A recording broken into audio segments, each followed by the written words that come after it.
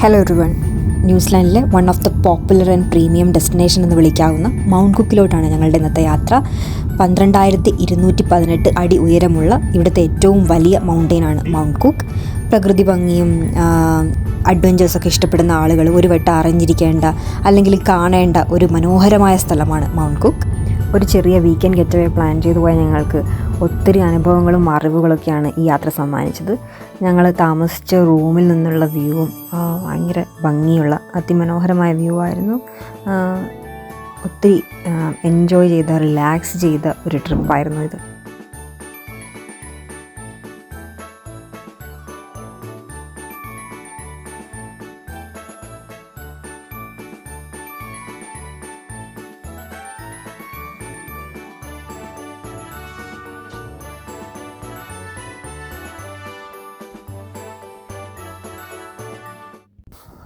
പുറത്തുനിന്ന് ലഞ്ചെല്ലാം കഴിച്ച് ഞങ്ങളിവിടെ എത്തിയപ്പോൾ തന്നെ ഏകദേശം ഒരു ഈവനിങ് 5 o'clock ആയി. അപ്പോൾ അതിന് ശേഷം ഞങ്ങൾ വിചാരിച്ചു തൊട്ടടുത്തുള്ള എന്തെങ്കിലും എക്സ്പ്ലോർ ചെയ്യാൻ പോകാമെന്ന്. അത് കാരണം തൊട്ടടുത്തൊരു ഹൂക്ക വാലി ട്രാക്ക് എന്ന് പറഞ്ഞിട്ടൊരു ട്രാക്ക് ഉണ്ട്.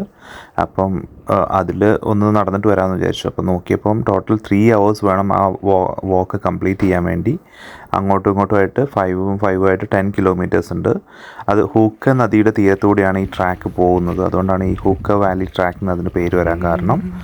അപ്പോൾ ഞങ്ങളതിൽ ഏകദേശം ഒരു കുറച്ച് ദൂരം നടന്ന് അവിടെ ഒരു പാലമുണ്ട്, തൂക്കുപാലമുണ്ട്. അപ്പോൾ ആ തൂക്കുപാലത്തിൻ്റെ അവിടെ വരെ നടന്നിട്ട് ഞങ്ങൾ അത്രയും ഭാഗം ചുറ്റും നടന്ന് എക്സ്പ്ലോർ ചെയ്തിട്ട് തിരിച്ചു വന്നു. അപ്പോഴത്തേക്കും രാത്രിയായിരുന്നു. അപ്പോൾ അത് കാരണം ഞങ്ങൾ തിരിച്ച് വന്നു. അതുപോലെ നിങ്ങൾക്ക് ഈ ഹുക്ക വാലി ട്രാക്കിലൂടെ ഫുള്ളായിട്ട് ഈ ട്രാക്ക് കംപ്ലീറ്റ് ചെയ്യാൻ താല്പര്യമുണ്ടെങ്കിൽ പ്രോപ്പർ ഗിയറോടുകൂടി വരിക. അതായത് അവർ പറയുന്ന വാക്കിംഗ് സ്റ്റിക്ക് ഉണ്ടെങ്കിൽ നല്ലതാണ്. അതുപോലെ നല്ല ഷൂസ്, അത് ഗ്രിപ്പൊക്കെ ഉള്ള ഷൂസും കാര്യങ്ങളൊക്കെ ഉണ്ടെങ്കിൽ അത് അത്രയും നല്ലതായിരിക്കും. അതുപോലെ ജാക്കറ്റൊക്കെ നല്ലതായിരിക്കും.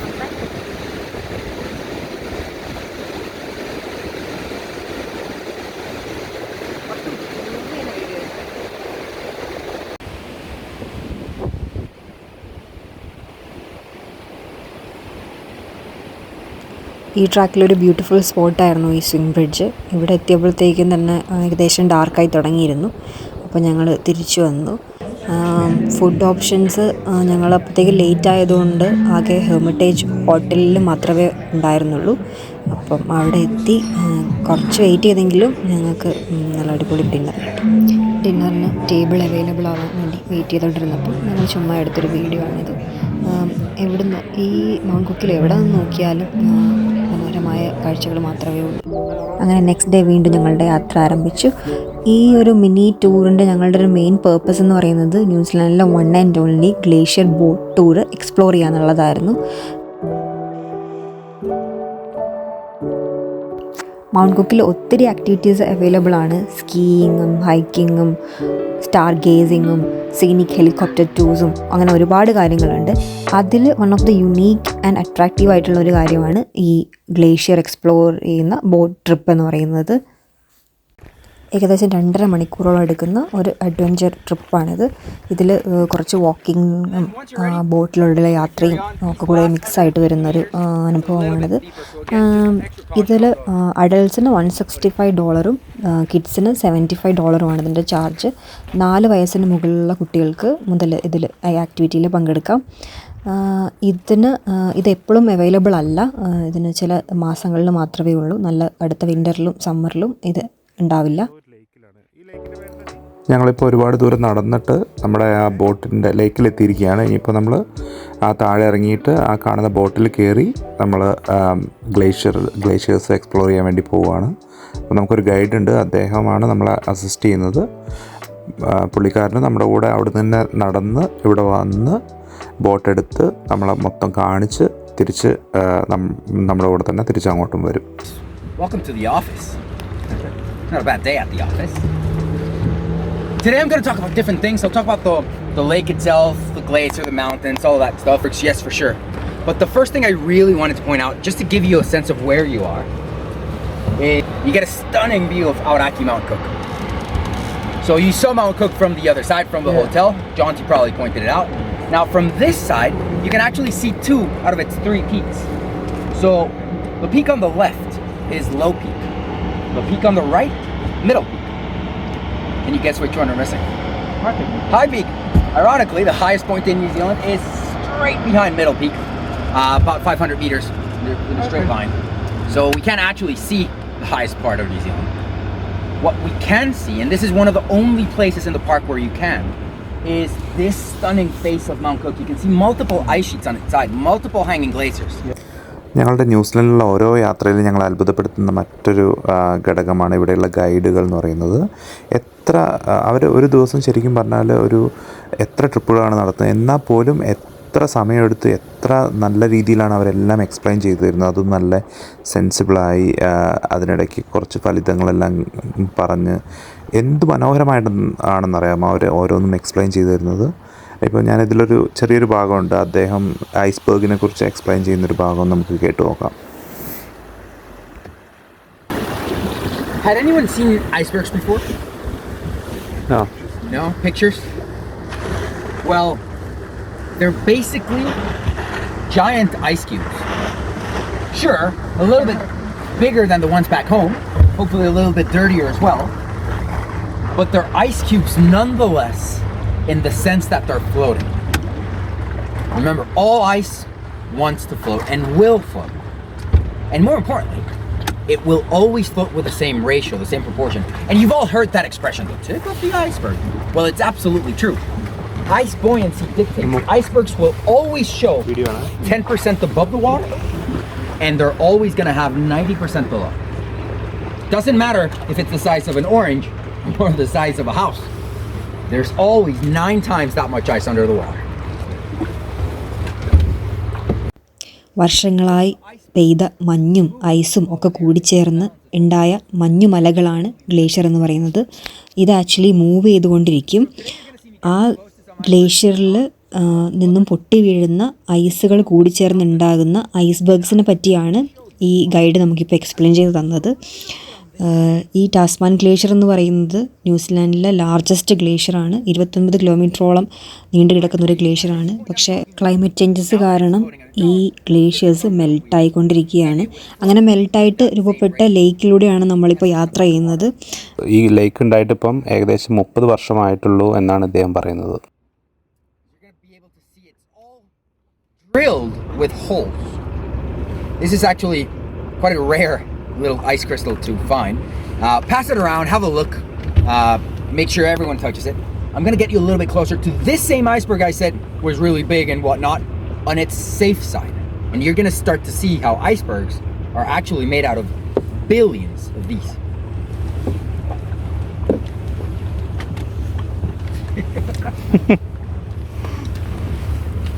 Some sort of flavor. Don't worry guys, I will be passing way more ice today. You're going to get sick and tired of touching this. It doesn't even look solid, it's just... Wow. So, absolutely guys.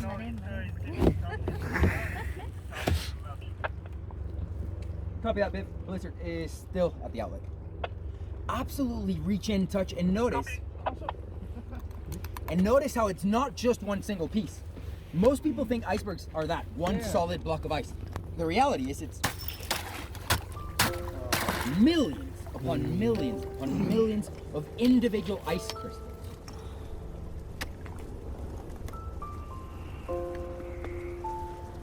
Now, this is exactly what the glacier is made out of. It's actually, because it's made out of all those ice crystals, that glaciers can flow down the mountain. നേരത്തെ കേട്ടതുപോലെ പല സൈസിലും ഷേപ്പിലും ഒക്കെ ഉള്ള ice കട്ടകൾ കൊണ്ട് രൂപപ്പെട്ടതാണ് ഈ ഐസ്ബർഗ്സ്. അപ്പം അതിൽ നമ്മൾ ആകെ 10% മാത്രമേ കാണുന്നുള്ളൂ. 90% വെള്ളത്തിൻ്റെ അടിയിലാണ്. കുറച്ച് ഐസ് കട്ടകൾ ഞങ്ങൾക്ക് എടുത്തു തന്നു, അത് കാണാനും ഒന്ന് എക്സ്പീരിയൻസ് ചെയ്യാനും വേണ്ടി. മില്യൺസ് ഓഫ് ഐസ് കട്ടകൾ കൂടിച്ചേർന്നാണ് ഈ ഐസ്ബർഗ്സ് ഉണ്ടായെന്ന് കാണിക്കാൻ വേണ്ടി ഞങ്ങൾക്ക് ജസ്റ്റ് ഒന്ന് അതൊന്ന് കുത്തിയിളക്കി പൊട്ടിച്ചൊക്കെ കാണിച്ചു തരുന്നുണ്ട്. വളരെ ഇൻട്രസ്റ്റിംഗ് ആയിരുന്നു ത്രൂ ഔട്ട് ഈ ജേർണി എന്ന് പറയുന്നത്.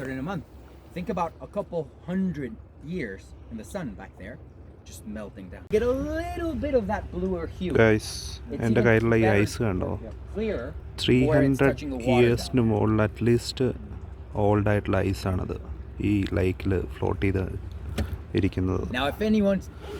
ഇദ്ദേഹം പറഞ്ഞതാണ് തള്ളാണോന്നറിയില്ല, iceberg and Mount Cook പക്ഷെ and Mount Tasker ശരിയാണെങ്കിൽ back there. 300 വർഷം This could be പഴക്കമുള്ള ice. a nice photo op. Imagine guys.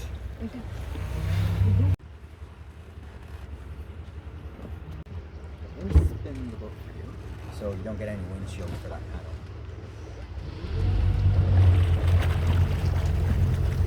Now, from here, folks, we're gonna go a lot faster towards the center of the lake.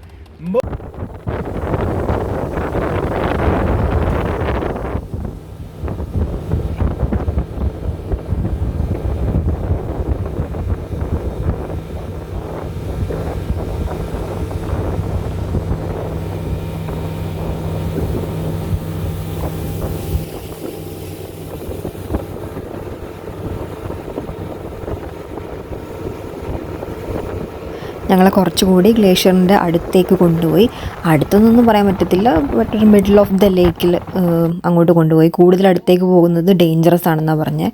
അങ്ങോട്ടേക്ക് പോകുമ്പോഴത്തേക്കും ഒത്തിരി ഐസ്ബർഗ്സ്, ചെറിയ ചെറിയ ഐസ്ബർഗ്സ് കാണാൻ പറ്റുമായിരുന്നു. ഇതൊക്കെ ഈ അടുത്തടുത്ത ദിവസങ്ങളിൽ പൊട്ടി വന്നതാണ്. ഇവിടെ നല്ല മിണ്ടാതെ ഇരുന്ന് ലിസൺ ചെയ്താൽ നമുക്ക് ആ ഐസ്ബർഗ്സ് പൊട്ടുന്ന, ഐസ് പൊട്ടുന്ന ആ ഒരു ചെറിയൊരു സൗണ്ടൊക്കെ കേൾക്കാൻ പറ്റുമായിരുന്നു. അങ്ങനെ മൊത്തത്തിലൊരു എന്താ പറയുക, വിശ്വസിക്കാൻ പറ്റാത്തൊരു അനുഭവമായിരുന്നു. It's a specialization of geography. So yeah, they study geography and then they specialize in glaciology. Actually, New Zealand has some really top-notch programs.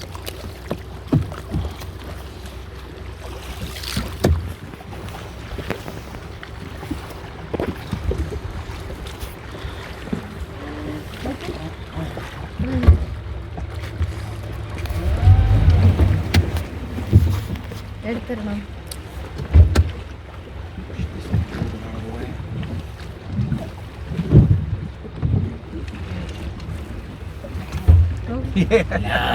This boat is unsinkable. That's what they say. Oh, that's why the marketing company came so cheap.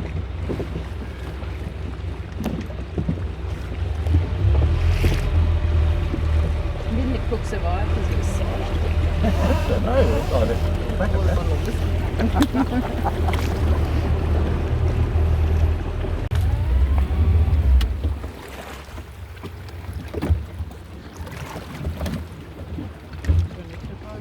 Now, of course, I can only hope, but I wanted to show you this one again. A couple thermal notches. It's already starting to gather a little bit of gravel, but this one is also small enough that I'm going to push it a little bit with the boat. So what I'm going to do with the boat is what the wind does onto them all the time. And hopefully we'll get to see a little bit of an iceberg rebalancing. I'm not necessarily saying it's going to roll. Right?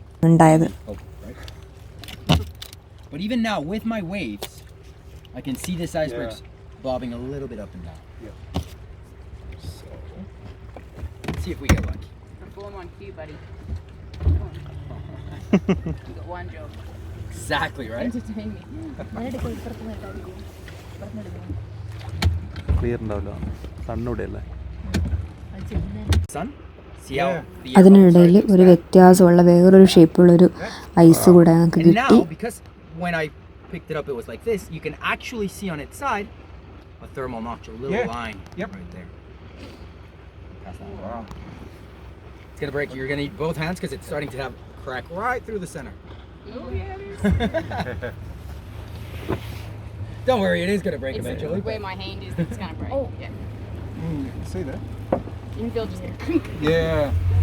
it's like a fractured bone. All the way back നമ്മുടെ to guide the പറയുന്നത് ഇനിയൊരു range 100 over വർഷത്തിനുള്ളിൽ there. ഇവിടെയുള്ള Turn to the 98% right behind the mountain മഞ്ഞുമലകളും ഉരുകി തീരുമെന്നാണ്. അപ്പോൾ ഈ മഞ്ഞുമലകളെല്ലാം ഉരുകി തീരുന്നതോടുകൂടി ഈ ലേക്കും അപ്രത്യക്ഷമാകും. കാരണം പിന്നീട് ഈ ലേക്ക് എന്ന് പറയുന്നത് ഈ മഞ്ഞുമലകൾ ഉരുകി ആ വെള്ളമാണ് ഈ ലേക്കിലോട്ട് വരുന്നത്. അതുപോലെ ആ ഗ്ലേഷ്യർ പൊട്ടി വീഴുന്ന, മഞ്ഞുമലകൾ പൊട്ടി വീഴുന്ന ഐസാണ് ഇതിലുള്ളത്. അപ്പോൾ അതെല്ലാം ഉരുകി തീരുന്നതോടുകൂടി ഈ ലേക്കും അപ്രത്യക്ഷമാവുന്നതായിരിക്കും. മാത്രമല്ല അത് വളരെയധികം ഈ ലേക്കും അല്ലെങ്കിൽ ഈ ടൂറിസ്റ്റ് സ്പോട്ട് നഷ്ടപ്പെടുന്നതിലുപരി ഈ നമ്മുടെ ന്യൂസിലൻഡിലെ സൗത്ത് ഐലൻഡിലേക്കുള്ള ഫ്രഷ് വാട്ടറിൻ്റെ മെയിൻ സോഴ്സാണിത്. അത് പൂർണ്ണമായിട്ടും നഷ്ടപ്പെടുമെന്നാണ് ഇദ്ദേഹം പറയുന്നത്. ഇതിന് പ്രധാന കാരണമെന്ന് പറയുന്നത് ഗ്ലോബൽ വാർമിങ്, ക്ലൈമറ്റ് ചേഞ്ചസ് ഒക്കെയാണ്. That wall over there, right? Yeah. It can't go any higher than that. Okay. So you're going to end up with a glacier up in the mountains, Yeah. a river of all the water that's melting, feeding the lake, but no icebergs. does it get to a point where the lake will then start to get smaller as well if nothing's feeding it? Like, Yes, I mean, don't get me wrong. This is still the catchment zone for about 101 square kilometers. So all the rain, all the melted water from here ends up in the lake eventually, in one way or another. But once the glacier is gone, in 100 years, we're talking about most of the glaciers in New Zealand, 98% of the glaciers in New Zealand will be gone. So yeah, by that point, absolutely, the lake will disappear. But not just that. I mean, forget about the impact for this lake and tourism. The implications, the economic implications of losing the biggest freshwater reservoir in New Zealand are insane. Like, who would have thought that the South Island would be, the West Coast would start to have drought problems, and it will. Like, remember, all this water is feeding the hydroelectric scheme down there, the Waitaki, right? So that's 1/3 of New Zealand's hydro that depends 100% on glaciers. So it is going to be way bigger than just well, you can't see it anymore. Yeah.